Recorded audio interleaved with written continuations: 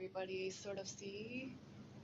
So disclaimer, I do use PowerPoint to keep my thoughts from just all over the place, but almost everything on the screen I'll be reading out loud. So even if you can't read it, don't worry about it. Just look at me and I'll be talking you through using this as a kind of visual supplements, but also mostly helping my thoughts to be more organized because I could go on about things. So, as Cornell kindly introduced me, I'm a center director at the Dallas Meditation Center, and I'm really honored to be giving a talk tonight. And I wanted to also give you a few more context as to what informs my talks, because whenever I see a speaker that I've never seen, I'm always wondering, oh, where's that person coming from? What are they thinking that they have this interest in talking about the topic that they talk about? So I would share too that I'm originally trained as a secular version of mindfulness teacher. John Kabat-Zinn's Mindful Stress Reduction Clinic, that tradition is connected to the way I was trained. And I'll be mentioning this because Dallas Meditation Center mission being inclusivity, making space for everyone who has a belief system or doesn't have belief system. So I just wanted to say that out loud. And I also wanted to share too, I try to always set an intention before I do anything, including giving a talk. And please know that my talk isn't about, I'm not gonna give you pop quiz. I'm not gonna make you learn hard concepts. My intention here is to support all of us to connect to one another and to ourselves. To me, that's what mindfulness is about. Being able to tune into yourself, truly what is unfolding here and now, in the safety and community, the safety of community, where we can truly, pour our hearts out within your comfort level. That is what mindfulness is for me. In that, when I design a talk, I think about, I want people to walk away from this talk, and there will be optional small group discussion. I want people to walk away feeling like, I feel more safer in this world, more connected in this world with myself and one another. And that's what I'm hoping this talk will do. So let's see if we can explore that. So the talk tonight, I titled it as Connecting with Our Authentic Gratitude During the Turbulent Times. It's a habit of mine from my academic past to write a long title. So let me repeat. Connecting with our authentic gratitude during the turbulent times. And during my talks, I do this thing of highlighting one word at a time because I like writing long titles, but I also want to focus one step at a time. So let's talk about gratitude. So the inspiration for the talk tonight is that November 27th, Thanksgiving is coming up. And there's a practice of I'm kind of sharing, I'm thankful for blank kind of thing at the Thanksgiving dinner. And I say this a little uncertainly because I'm an immigrant from South Korea. I did not grow up with Thanksgiving as a holiday. So I don't have a personal experience with family Thanksgiving. I've had one Thanksgiving with host family. I was an exchange student from Korea, but everything else was always Friendsgiving. So I think I avoided all the pitfalls that my friends shared with their family Thanksgiving. I've heard some stories. I've heard some, joyous stories, but also difficult stories. So I wanted to hear about the experiences in this room, specifically, and also not to assume that everybody had experience with family Thanksgiving or Thanksgiving because we have a diverse population coming in here. But if anybody's willing to bow in and add your voice to the space, I'd like to hear your experience specifically about the experience of sharing I'm grateful for blank at the Thanksgiving dinner table. What was that like? Was it enjoyable? Was there struggles? So feel free to bow in. I'll open the floor.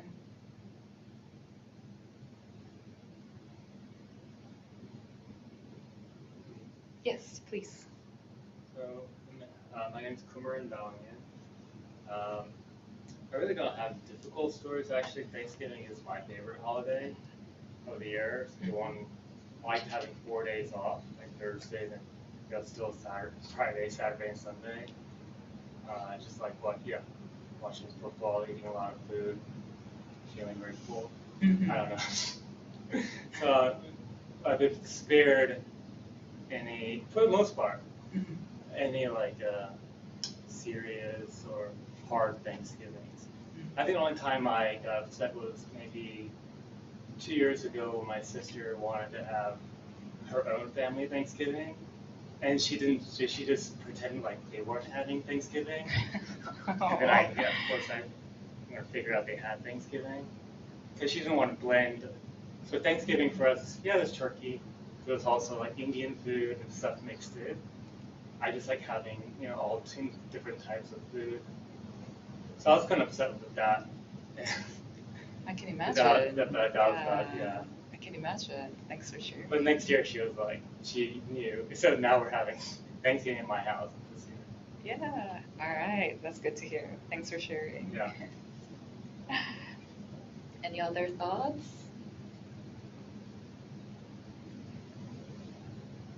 Sure. I have a pretty big family. I have several siblings, and they're married and have kids and everything. So it's usually about 25, 30 people when we get together.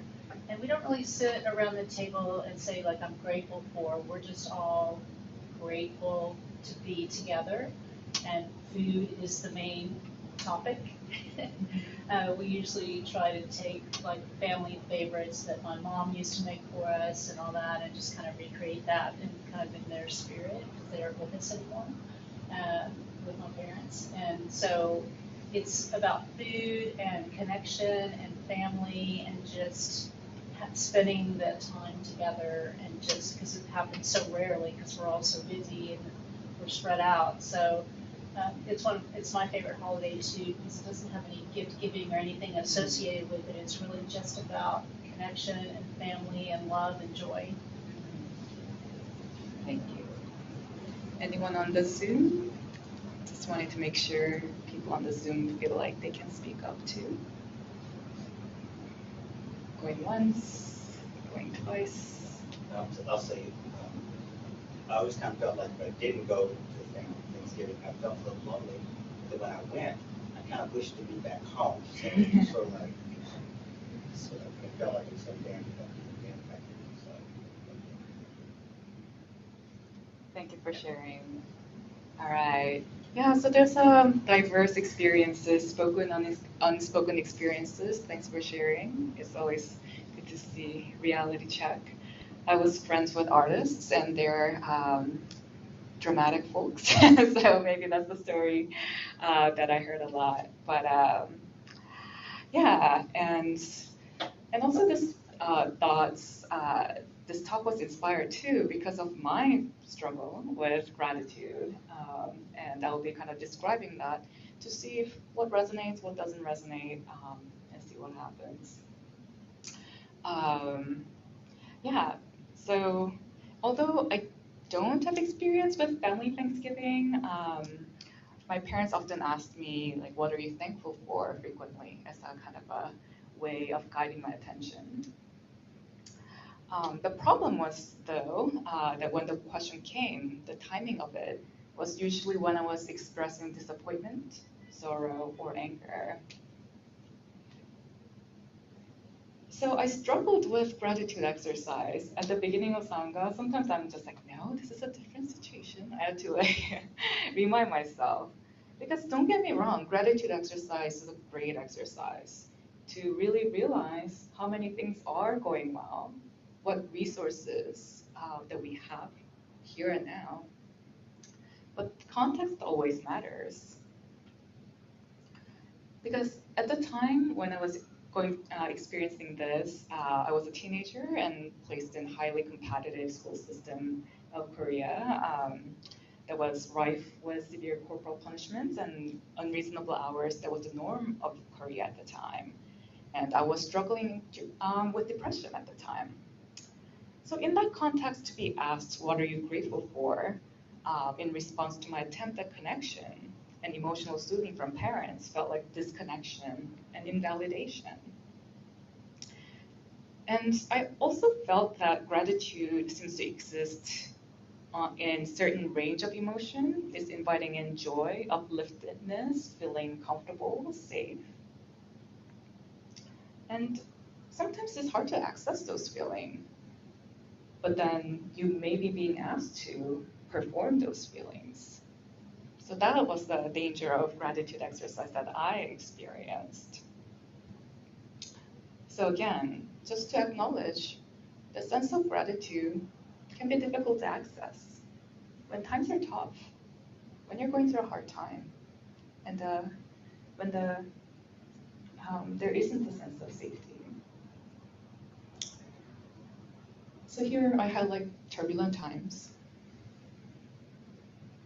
not the long title. I wanted to take a few breaths to make space for whatever turbulent times may mean for you. It can be personal. It can be, it can be a micro scale, as in personal and family struggles, or macro scale, societal. How many of you feel like reading news cycle right now brings you upliftedness, joy immediately? So yeah, I'm seeing some head shakes. So I wanted to make space for 3 breaths, sending whatever turbulent times mean for you. Let's send our compassion and love, trusting that we can, sending ourselves love and compassion, one another love and compassion, that energy, or at least try to tune into that.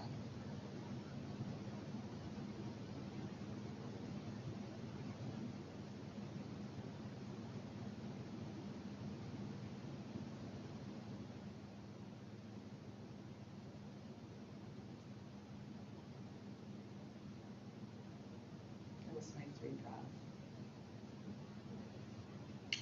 Trust me, we're all in this together.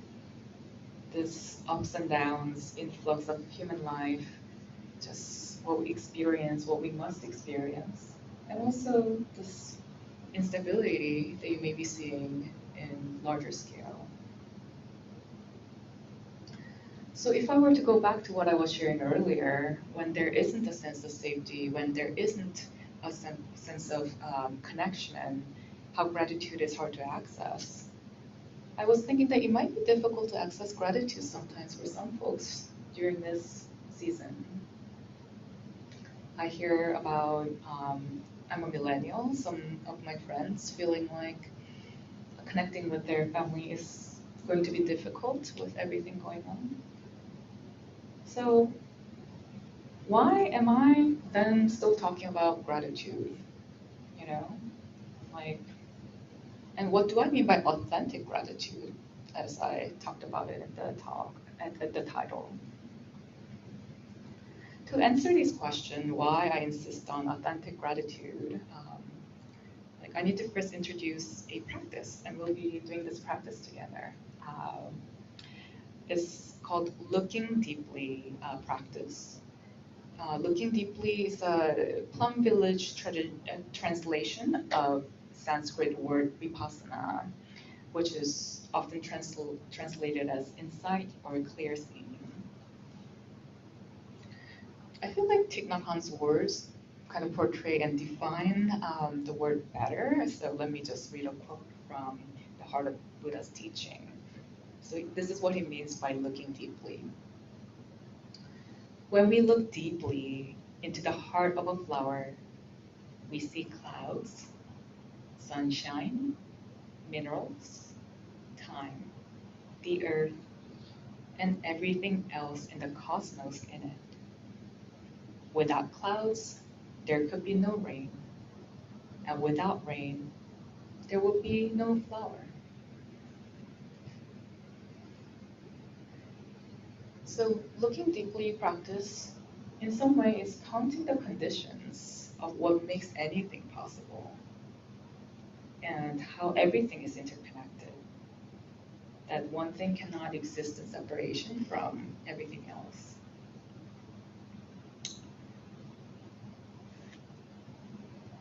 So I kind of call this adapted looking deeply practice. So for next few minutes, we'll just kind of reflect. We just meditated, so this is a perfect headspace to be doing this. For the next few minutes, let's reflect on what conditions were met that you're sitting in this room, right here, right now. I mean, my example is my car was thankfully in working order. I had enough gas. I didn't get into an accident on my way here. And our finicky doorknobs that likes to sometimes lock itself did not do that, so yay. So there are many things that allowed me to be sitting here and my laptop is working. So those are a few things on my mind.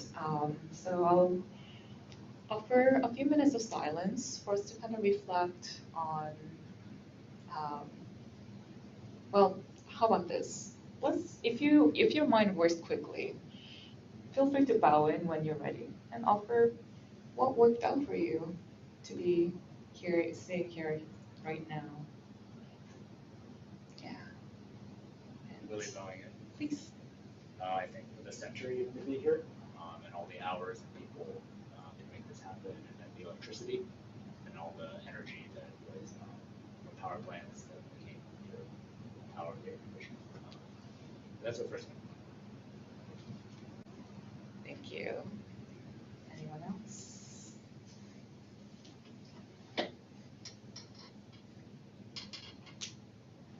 Drew bowing in. The thing that came to my mind on what condition got me here, about 15 years ago, I was a big baseball fan going through depression, and I had a Texas Monthly subscription. There was an article about a baseball player for the Texas Rangers, and I read it, and he said that he'd gone through depression and got into Taoism, and that really helped him. I had absolutely no idea what that was, so I read about it, got into it, joined a local Taoism group. They mentioned Dallas Meditation Center, and here I am. So it's an odd condition, but that got me here. Thank you. Wow. Any other conditions on people's minds? Bowing in. What got me here was this morning I was overthinking as per the usual, and I said I wanted to find something that would help me with that, and I thought about the Dallas Meditation Center, and I learned that there was a great event tonight, so I'm here. Thank you so much. Yes. All right. So I love that the conditions can stretch far, far back, or something present, and for me, like something that happened 30 minutes ago. Like, yeah, if you really look deeply, it can get a little trippy. It's just like, whoa. For me to be wearing this Dallas Meditation Center's t-shirt, like there had to be a chain of events that went right. Yeah. So in this slide, I call it this looking deeply practice as a resource acknowledgement practice, because it can reveal how many things did go right, or at least the way we wanted or intended, even in the midst of turbulence, difficulty. And if you really trace it, they're a chain of events. It's not just one thing went well and then we're sitting here, but so many things went well. We all come from different paths. We all come from different neighborhoods probably. And those chains of events all led us here, sitting and thinking about things, meditating. So to me, that brings me a sense of awe. It doesn't have to be forced joy or upliftedness, but rather awe of like, wow, the reality is really complex, and yet here we are. And in somatic experiencing therapy context, which is what I'm trained in, we call it resource, as in it's like having something in the back pocket, even when you don't realize it. You can look deeply. You can find, oh yeah, I had all this thing. And just wanted to say too, it's called negative bias, but our attention going to what's not working right is a natural response. There's nothing wrong with it. And it's nothing to like, try to extinguish or anything. That's just how human mind works because there's part of us that wants to problem solve. When things are difficult, we want to problem solve. When there's pain in our heart, we want to figure out how to stop feeling it. And I even honor that part of us too, that our mind can go to what's not going so well. It's just that there's a consequence to dwelling in that space for too long. Because our nervous system can handle so much of difficult emotions, so much time. So redirecting attention to acknowledge the existing resources can be soothing for our nervous system. So here, I offer this as an practice as we navigate turbulent times, individually and collectively, as a way of supporting yourself. It doesn't have to be performative, as in, I don't know, if you're not wanting to say what you're thankful for in a certain situation and you feel like you have to feel like you're a grateful person, or it doesn't, gratitude doesn't have to be an attempt at shifting how one really feels. Because I had good conversation with my parents about, like how I didn't like those gratitude exercises. And my parents were saying that they were trying to help me, that as I'm going through that depression, they wanted to shift my state of mind with what they knew, which was gratitude exercise. But sometimes emotions are emotions. It's the way it is. So it didn't land for me, but the gratitude doesn't have to be that. Gratitude or looking deeply practice can be a rest to our overworking nervous system, seeing all those things that may be not going as well as you'd like, and burning out, paying attention to those things and struggling. So as a rest, I invite looking deeply practice. So let's take a few breaths, kind of trusting our ability to guide our attention, look deeply of the conditions that is present, resources that are present. Let's take 3 breaths.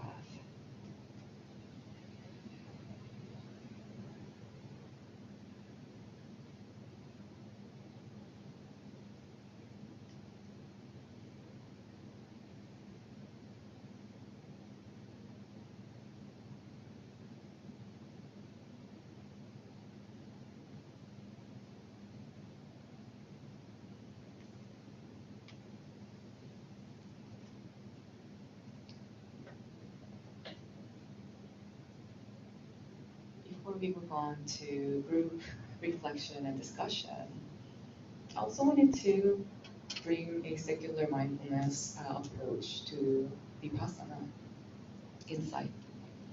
Because,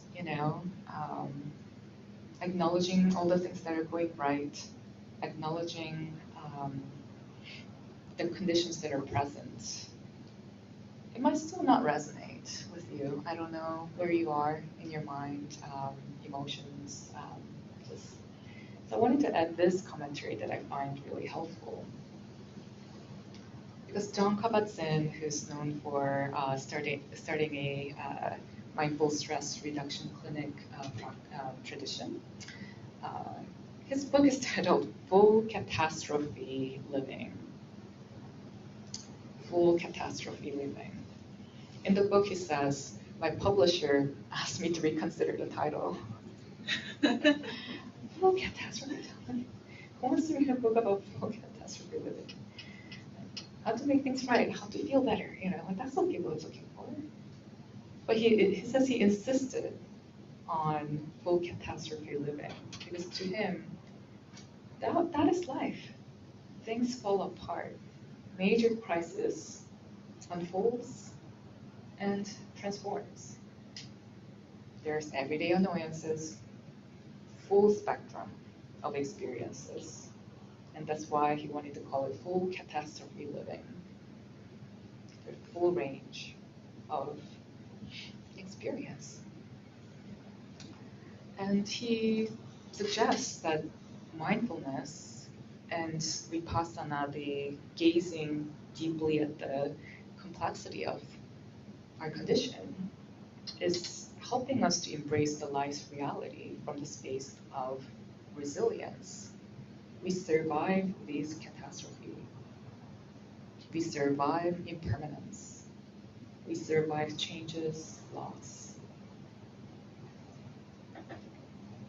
And from this meditation, from this space of practice of soothing our nervous system, and if I were there, I add collectively and together at Dallas Meditation Center, we can face the reality, the full catastrophe of this being.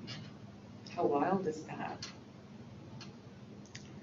And Michael Sprowski, the Plum Village teacher that I got to meet in Houston, retreat, meditation retreat, he also talked about, there's this way, historically what's unfolding is accumulation of various actions, consequences building up to this point.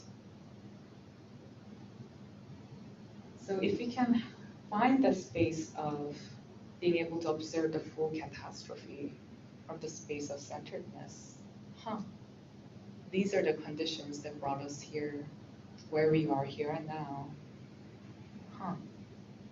There could be a sense of accumulation brought us here.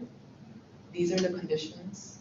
We can work at it one at a time, not alone, but together, one person taking on different aspects and going on doing or responding one at a time. From the sense of centeredness, we can address the macro version of the full catastrophe living too. Individual full catastrophe living, we can address self-soothing, and even collective from the same space, we can address it. And that's where I'm at. That's what I believe, and I hope we can envision it together. So mindfulness allows us to get there. So thank you for being here and practicing. I think our internal world, our individual world, our small communities, close communities, and world at large all needs it. So thank you for practicing. Yeah. So that leads to optional small group discussion. Sometimes it's easy to just talk when there's a prompt, but know that these are not limiting. Anything else comes up, welcome that in, that needs to come up. But these are some of the potential questions you can discuss if you need a little prompts. So what came up for you during this talk is one. And only willing to share, always listen to your heart. What turbulent times are you struggling with right now? And another question is, what is your experience with gratitude practices at or not at Thanksgiving dinner or any other context, including Taoist meditation setting. And share your example of your looking deeply practice, seeing the interconnected nature of all things and the chain of events that went well. So those are some suggestions, but not limited. Let the conversation flow smoothly, making space for one another. I invite you to form a group of 3 to 5. That seems to be good size for people to have kind of nice, intimate conversation. Introduce your names and see where it can go. But know that if that is not where you're at, don't make eye contact or like make yourself tea in the kitchen. You don't have to participate because we don't assume that you're always in the space to talk to one another. But feel free to move the seats and start chatting if you will. And if you can make the breakout room for the Zoom. Looks like we just have Billy in the room. Okay. So In the room. should we include him in conversation with us? It usually doesn't go super well, so if you don't mind, Billy and Jake, if you don't mind texting, I mean, in the chat box, that tends to go better. Yeah. Are you joining? Are you joining?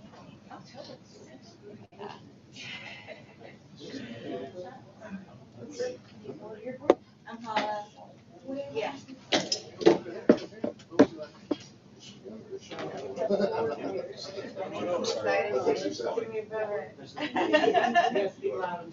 Oh, I'm Jim. Kumaran. Kumaran. Jamie. Ted. Hey. Good to meet you. All right, the first question is, what came up during the talk? I've had a long journey with this stuff.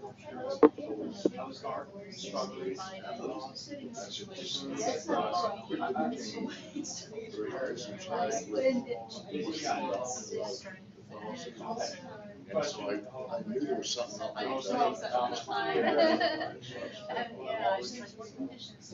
of my life trying to find out what that is and how to help I wound up. Oh my goodness. Just total, most of my life. Even if it's just that somebody ends up going through. My father was both dysfunctional. I had one sister that was dysfunctional. I had one second sister. Then I consider myself dysfunctional. That having been said, I'm thankful that I'm out on the other side of it. And it seemed to really help me along that path. It was finally, number one, retired. Number two, being empty nester. My daughter, who was adopted, was extremely Oh, I just want to share it. bipolar. And so it was always really chaotic in my home. And so when she moved out, and she's totally happy now. When she moved out, things kind of settled, and my wife and I now began to take care of each other and traveling. But I still miss having community. Without, while the church, there was a lot of things that I didn't like about it. Like one of the things that I said when I first moved here, so this Well, let's bring the speaker over here so Billy can kind of hear what we're talking about. So it's gonna be a long process. I don't know what it's gonna end up looking like, but and you said summer stuff.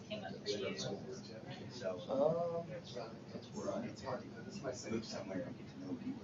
Yeah, I kind of thought about That's Thanksgiving and for me, what came up was, yeah, I mean, it's kind of like the idea of gratitude, the idea of big goals, but during each year, I don't know if I've ever really sat down and thought about it. Usually my family's like, relatives are going to say prayers for food, and we get reminders, you know. I guess I'm grateful in the moment, but it's not, so I don't sit down and really think about all the things that I'm grateful for like I do in a setting like this one. What came up for me is that during turbulent times, there's always a lot of worry, and we all go through turbulent times. There's not as and it does make you, and there's a lot of good things that typically come out of it. one thing that comes out of it that's not great is just sometimes you're trapped in your own thoughts. And it's hard to slow everything down and to take the time to process and think about the things that you used to think about. And I always felt like if we work out together, like if we go through workout classes, it's always so much more fun and engaging. And so the community aspect really appeals to me. To be together to meditate, work on our mind health and our mind fitness together as a community.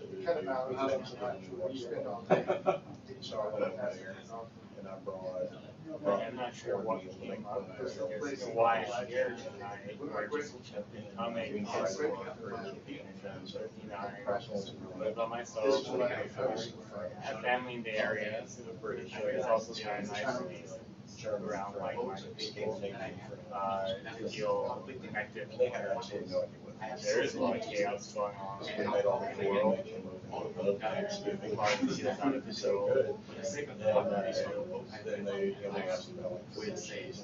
like the idea of looking deeply. I never really considered it that way. Sometimes gratitude might be like, oh, I'm glad I don't have cancer. Maybe, but it's almost like in comparison, almost, right? It's not like it's like I'm glad I don't have something else that someone else has. I don't like that way of thinking. I kind of like this kind of looking deeply. It's just a way of gratitude that I choose. Enjoying today, enjoying tonight. I like that too. It's funny because one of the things that I was kind of struggling with was maybe this Thanksgiving, which is allowed to my family. But one of the things that my therapist told me to do, and really paid off, was like constant she said, you know, just draw an outline. These are the things that happen with everybody. She said, list more about your achievements, what you have done. What you have done so it can be good. So every time I get myself, find myself going down in that depression or fun, I try to find that piece of paper and pull it out. I'm not totally down to the point that's I guess that's why I feel like that ties into how it's a housing reality. I remember my girlfriend was very a new member of the new reality. She's not what happened. I remember there's a friend of mine who used to go out of their way and help my girlfriend because of what was where they was in the parking practice. At that time, I was taking this for granted. Yeah, seeing the years aspects, but especially so out of the way. Self-image or self-doubt. I texted her out of the way and said, hey, 2 years ago you did that. Agreed. And that goes way back. That goes way back to when we had to find food and we had to find shelter. So it's constantly looking to refresh. It's threat detection. So we're actually going against our nature as human beings. So it's good to practice. Practice is important. I'm kind of sitting here thinking. That's one else that came up for me. Not one more time. I agree. I think that maybe it's evolutionary. We want to see gratitude. times are you struggling with? And also put us in trying to accumulate. Realizing that I need savings things. for a rainy day. I know that it's not sounding new now that I'm saying it out loud. It's starting to sound like, but I'm just realizing I'm in a state where I need to make a lot of changes. Habits, life right now. And it's so hard. But I've been doing a really good job. Exploitation of people. Really, ever since I finished Get away from that. There's other exercises chapter. The first thing I do in the morning is I play that chapter on the audiobook. Avoid fear. I think that's been the hardest part for me. It's like really establishing daily meditation practice. It's been something Trying to like solve all the a world's little bit. problems. I respect that. I respect Breathe, that. do like a breathing exercise, which is like don't know if you guys are kind of taking this to, but it's not until this. It's hard to go anywhere and do anything. It makes a big difference if you do it first thing in the morning every single day. And that's kind of been It also helps them on medication. So it's not a delayed one that I've had. Now that I'm taking it again, I'm realizing it's helping me a lot. So, society treats us, there will be certain expectations. like helping me. I mean, we were gonna take off, I was starting to get different. I just looked back in, when I get off, I could You get. gotta be tough. I went back home, All these things, just and really the whole sad. theme behind this retreat was to tear down I've those never done that. stereotypes and get in touch with yourself inside. Not only in the aspect of Here, yourself, it seemed like and don't be ashamed of it. you know, it's always kind of, you feel so bad about. He's also the one that So now I'm kind of, it's kind of. some of the balances about this country. But he blatantly admits Western religions, they just don't give you the true interpretations of what the Constitution and what he was all George about. family. It's hard to, you know, I mean, I used to be really good. It's Western perspective in particular. Their perspective on Christ, they're reintroducing. But one of the you're talking about is accumulation. One of the books that I dealt with was the 7 stages of male spirituality. Stage 7. That person's there in spirit, or just kind of still like welcome them It's in gone from to the space. accumulating, growing, being the CEO or whatever.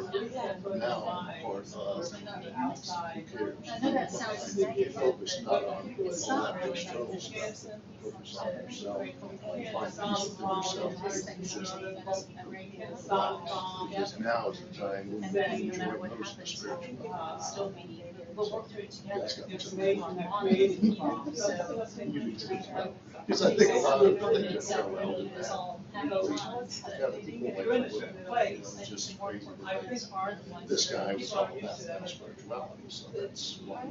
So I guess it's not the owner of Yeah, yeah, I mean, like, women, we create different things, like, I mean, I think that, like, It's hard to get a the male and female experience, it's not like, it's just different, like, there's different things that happen. So, as a woman, like, I think that we have to break down the wall, thinking that we have to be a homemaker and all of those different things, yeah, so it's. Well, yes, you've done that, now you gotta do it, you know what I mean, it's like, you want to be a boss, you're a boss now. You know, so you're actually going through that same paradigm, you're building, you're acquiring, amassing, doing all these things. You know, both sides of the fence now. Absolutely. Okay, it says, what turbulent times are you struggling with? That's the next question. Yeah, so you really have to look at it. I mean, something to look at is the hardest time Sure. I just was trying to say, oh man, it's killing me with everything. So that's no boss on camera. I said, you might work you. Turbulent times. I was thinking like the average price of the Thanksgiving dinner, I wonder what it's at now.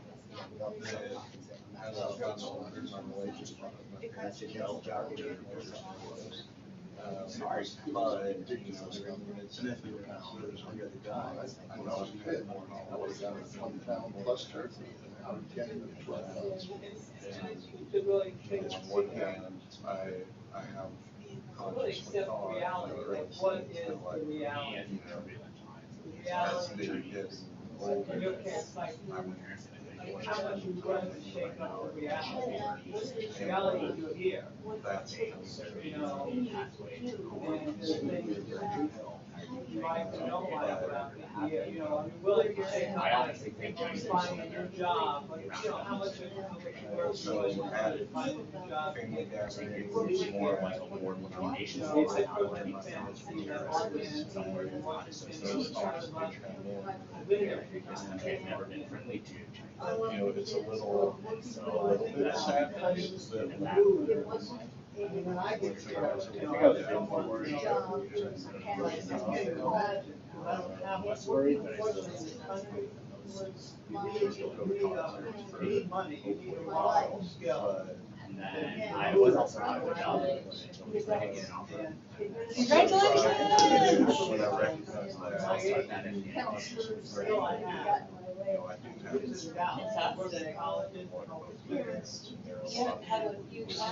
This might be a person that experienced anything, any said anything to you?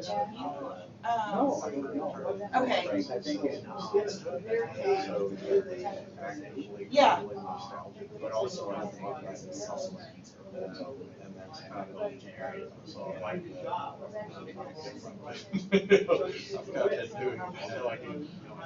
so that's academic was it?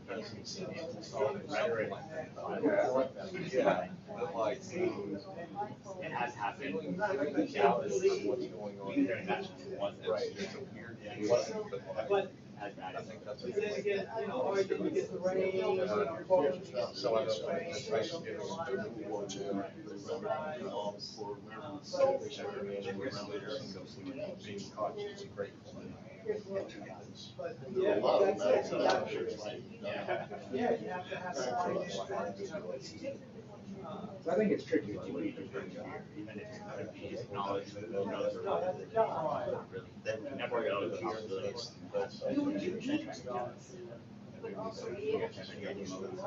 You work remotely. Like you do here. So why do you do it's a it? way to, basically, that's the, So you got, you're in a relationship, you gotta what respect. happens is going to happen, there's acceptance that has to be in, and have a plan of What did you what like you're gonna again? do. I met her, right? Just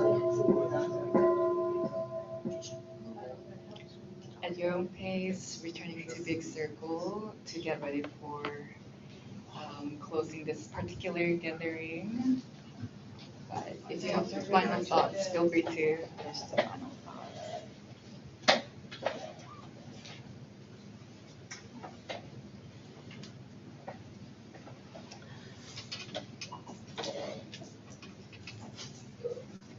So I invited in one or two shares from each group.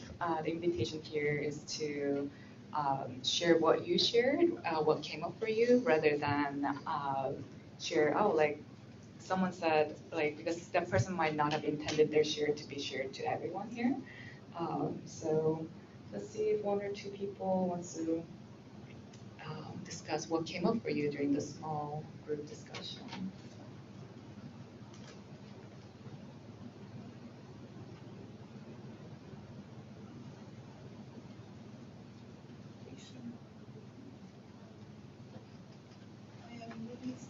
Can you speak up a little bit? I apologize, I can't hear too well. Yeah. I'm really thankful for how open our small group discussion has been. I felt safe sharing my own turbulent time, although it's very much trivial comparing to many other struggles in life. But I do feel just being able to open and share that and get inspiration and feeling that we're on the path together was giving me strength.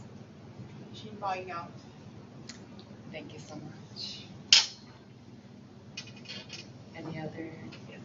No doubt, man.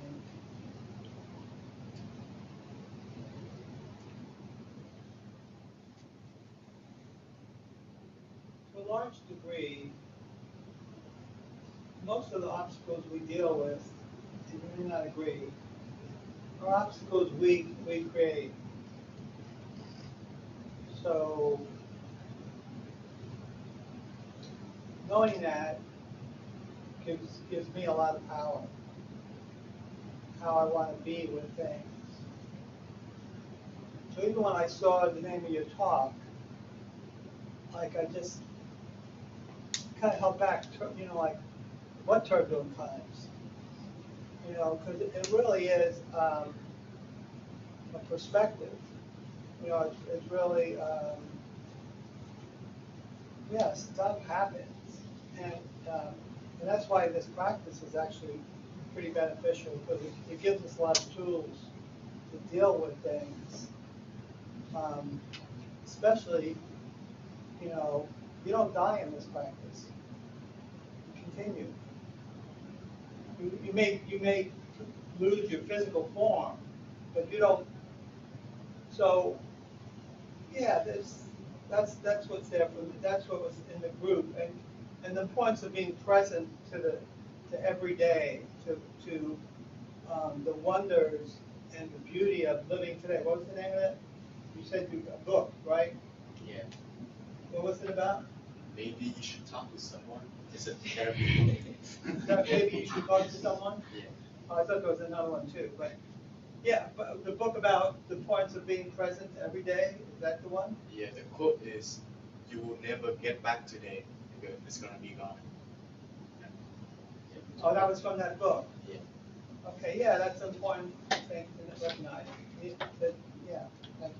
Thank you. If anyone wants to share a last one, we have time for that, and then we will going once, going twice. All right. In that case, I wanted to close this talk by adding a new ingredient to this conversation, actually. I am in touch with Order of Interbeing, aspirants and people who are Order of Interbeing, and there has been a passionate conversation on our group chat about how during the season that is known to be when a lot of people celebrate Thanksgiving, it's really important to apply our looking deeply practice to acknowledge the history that may not be obvious on the surface. And there's a Order of Interbeing members who are inviting each other to read this passage from Arise Sangha. Arise Sangha is a Plum Village tradition-based like mindfulness practitioners who bring awareness to social injustice and racial injustice. And I'll read a passage to make space as a form of mindfulness practice, and also, looking deeply practice that this is present in the air, even when it's not visible. The passage goes, I touch my Native American ancestors. You who have lived on this land for such a long time and known the ways to live in harmony with nature, protecting the mountains, forests, animals, plants, and minerals. I am grateful for all the foods that you, our ancestors, have cultivated to nourish us today, and for the Iroquois contribution to our system of government. I am in touch with the profound suffering of my Native American ancestors. Genocide, displacement, racism, and separation from homeland, culture, religion, food, dance, and song. I honor the bravery and leadership that has allowed our people to survive and thrive. I'm humbled by the brilliance of our cultural renewal, the resilience of our traditions, and the deep generosity. I release our suffering to the earth and ask the earth, sky, water, and fire to help me transform this into wisdom and compassion. So I wanted to share that as we are exploring the season and wanting all the complexity of life and history that we're living in together. So I'll close the talk part here by bowing out.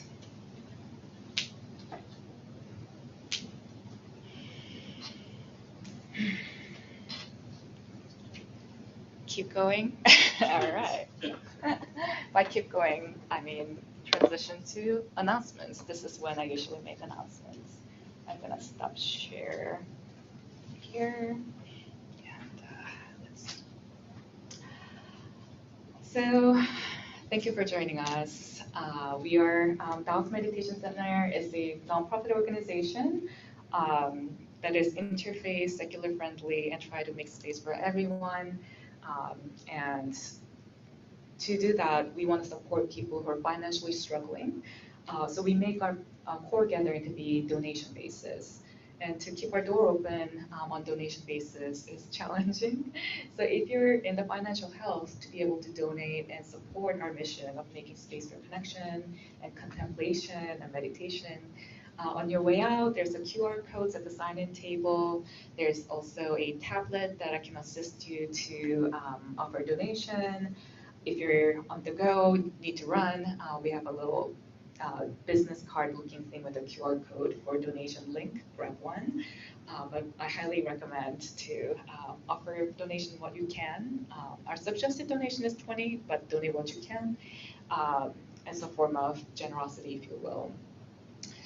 Also know that although our core gathering format is donation basis, we also have various events that are like ticketed events, and they're always geared towards supporting wellness and education and heart-to-heart connection.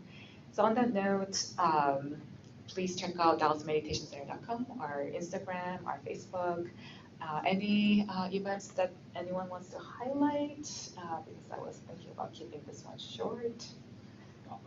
Yes. Will you like to speak, or do you want me to go for it? Okay. So speaking of Thanksgiving, we have a DMC Friendsgiving potluck coming up on Sunday, November 23rd, 7:30. So it'll be after the meditation gathering. So we have a little sign-up sheet inviting you to write your name, contact information, and what you will bring. If you can't think of anything yet, just write to be determined as well. But it will be a great time of connection and learning about each other, because this conversation time is too short, or at least that's how I feel. So that's what's going on, and if nobody has any other community announcements. We have a book club that meets on Monday night, and we're reading a book called The Art of Zen. Meets here at 7 p.m. We're going to meet this Monday morning. You're invited whether you read the book or not. Thank you. If you're interested, you get to ask me about it. Thank you very much. Yes, just wanted to make sure I'm not forgetting something coming up soon. All right. So now we'll close this particular circle together by guiding our attention to the closing chant in your program. And Lisa will guide us through with her bell. Thank you, Lisa.